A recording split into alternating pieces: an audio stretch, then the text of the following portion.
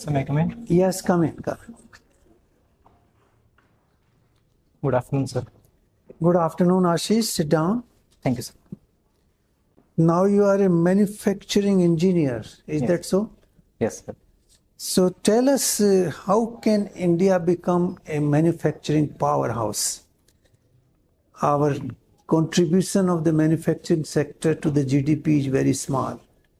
China has a very large contribution. How do we boost that? How do we change our manufacturing policy to make it robust?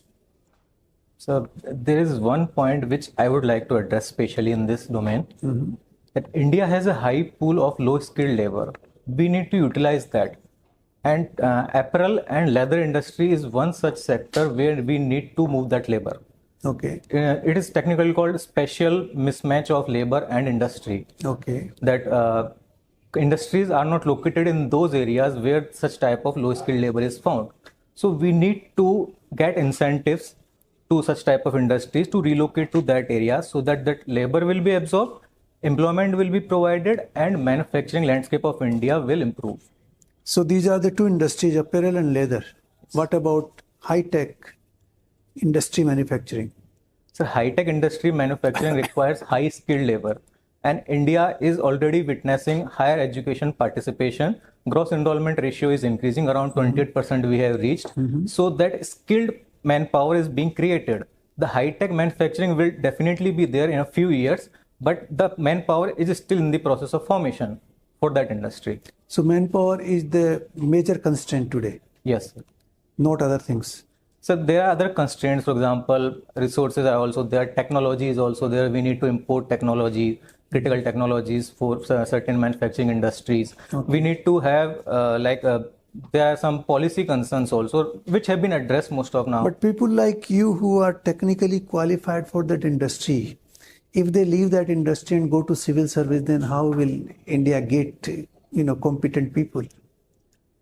Sir, in my opinion, it all ultimately comes down to personal preference. So when, as a student of school like 11th and 12th standard, so students decide their career based on employment opportunities suggested by the family. So my parents suggested that you should pursue engineering because the employment opportunities are good. So I gave the exam for JEE and I got IIT Hyderabad. That's a good college. So I got trained in that. I got an engineering discipline and I became engineer by profession. But then I realized after doing job and all that I need to go out. I need to work with people. I need to work in a people-centric job. So that's why I decided to move to administration. So there are definitely people who are making a switch from engineering to civil service. If you are appointed as district collector in Sikar, what steps would you like to take to improve the ground level, situation in that state, in that district? Seeker. Yeah. So I'm not aware of many problems of Seeker district. You take Jaipur, you come from Jaipur, you come from Bharatpur, you take Bharatpur. Yes, sir. So Bharatpur mainly faces on the ground level the problem of caste. Caste system is very much prevalent in Bharatpur. The people, actually, I lived in a town called Nadbai in Bharatpur, where I witnessed residential segregation by caste. There were separate mohallas for caste, and unofficially untouchability was practiced there.